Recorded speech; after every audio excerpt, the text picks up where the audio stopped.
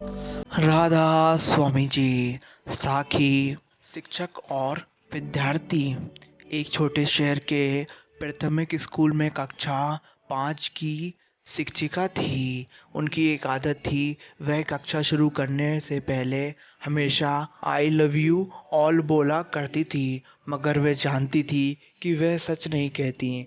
वह कक्षा के सभी बच्चों से उतना प्यार नहीं करती थी।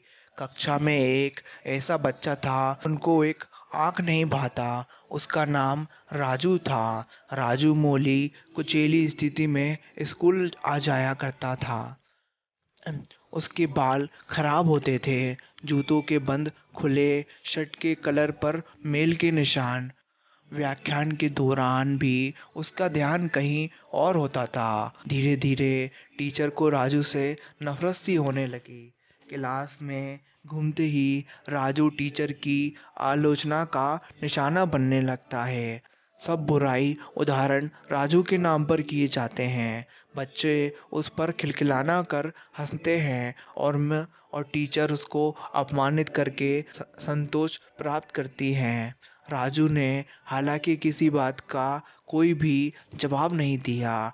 टीचर को वह एक बेजान पत्थर की तरह लगता है, जिसके अंदर महसूस नाम की कोई चीज नहीं थी। प्रत्येक डांट, व्यंग्य और सजा के जवाब में वह अपने भावनाओं से खाली नजरों से उन्हें देखा करता था और सिर झुका लेता। टीचर को अब इसे गंभीर चिढ़ हो गई थी। पहले सेमेस्टर समाप्त हो गया, रिपोर्ट बनाने का चरण आया तो टीचर ने राजू की प्रगति रिपोर्ट में यह सब बुरी बातें लिख मारी। प्रगति रिपोर्ट माता पिता को देखने से पहले हेड मिस्ट्रेस के पास जाया करती थी। उन्होंने जब राजू की रिपोर्ट देखी तो टीचर को बुला लिया। टीचर, प्रगति रिपोर्ट में कुछ तो प्रगति भी लिखनी चाहिए। आपने तो जो कुछ लिखा है पिता, इससे बिल्कुल निराश हो जाएंगे। मैं माफ़ी मांगती हूँ, लेकिन राजू एक बिल्कुल भी अशिष्ट और निकम्मा बच्चा है। मुझे नहीं लगता कि मैं उसकी प्रगति के बारे में कुछ लिख सकती हूँ। जिस घृणा लफ्जों से यह बोलकर वहाँ से उठ गई।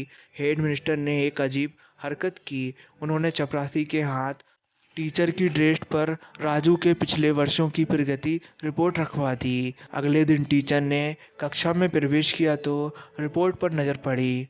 पलट कर देखा तो पता लगा कि यह राजू की रिपोर्ट है। पिछली कक्षाओं में उसने निश्चय भी यही गुल खिलाए होंगे, उन्होंने सोचा और कक्षा तीसरी की रिपोर्ट खोली। रिपोर्ट में टिप्पणी पढ़कर उनकी आश्चर्य की कोई सीमा ना रही जब उन्होंने देखा कि रिपोर्ट उसकी तारीफों से भरी पड़ी है। राजू जैसा बुद्धिमान बच्चा मैंने आज तक नहीं देखा। बेहद संवेदनशील बच्चा था और अपने मित्रों और शिक्षकों से बेहद लगाव रखता है। अंतिम सेमेस्टर में भी राजू ने प्रथम स्थान प्राप्त किया है। मिस ने आश्चर्य स्थिति से कक्षा फोर्थ की रिपोर्ट खोली। राजू ने अपनी माँ की बीमारी का बेहद प्रभाव लिया। उसका ध्यान पढ़ाई से हट रहा है। राजू की माँ को अंतिम चरण का कैंसर हुआ है। घर पर उसका कोई ध्यान रखने वाला नहीं है, जिसका गहरा प्रभाव उसकी पढ़ाई पर पड़ रहा है। राजू की माँ मर चुकी है और इसके साथ ही राजू के जीवन की चमक और रौनक भी।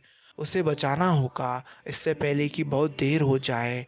टीचर के दिमाग पर भयानक बोझ हावी हो गया। कांपते हाथों से उन्होंने प्रगति रिपोर्ट बंद की। आंसू उनकी आंखों से एक के बाद एक गिरने लगे। अगले दिन टीचर कक्षा में दाखिल हुए तो उन्होंने अपनी आदत के अनुसार अपना पारंपरिक वाक्य आई लव यू ऑल दोहराया, मगर वह जानती थी कि वह आज भी झूठ बोल रही हैं, क्योंकि इसी क्लास में बेटे एक उलझे बालों वाले बच्चे राजू के लिए वो प्यार वह आज अपने दिल में महसूस कर रही थी। वह कक्षा में बैठे और किसी भी बच्चे से हो नहीं सकता। व्याख्यान के दौरान उन्होंने रोजाना दिनचर्या की तरह एक सवाल राजू पर दागा और हमेशा की तरह राजू ने सिर झुका लिया।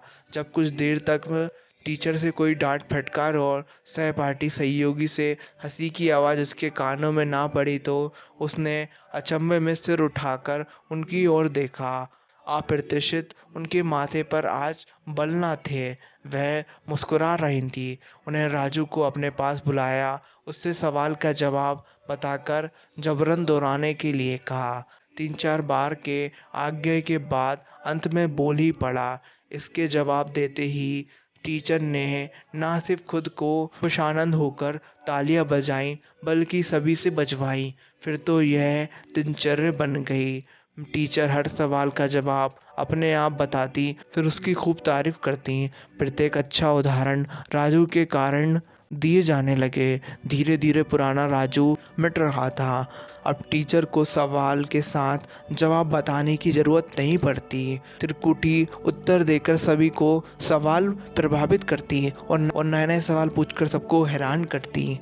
उसके बाल अब कुछ हद तक सुधरे हुए होते थे, कपड़े भी काफी हद तक साफ होते थे। शायद वे खुद धोने लगा था। देखते ही देखते साल समाप्त हो गया। राजू ने दूसरा स्थान हासिल कर लिया। शिक्षा इस सुंदर कहानी को सिर्फ शिक्षक और शिक्षक के रिश्ते के कारण मत सोचिए। अपने आसपास देखें, राजू जैसे कई फूल मुरझा रहे हैं, जिन्हें आप जरा सा ध्यान, प्यार और स्नेह नया जीवन दे सकता है। इस बारे में सोचिए, अच्छे इंसान बनिए। राधा स्वामी जी। आशा करता हूँ ये साखी आपको अच्छी लगी हो। अच्छी लगी हो तो वीडियो को लाइक कर दीजिए, चैनल को सब्सक्राइब कर दीजिए और सभी सत्संगी भाई तक शेयर कर दीजिए। राधा स्वामी जी।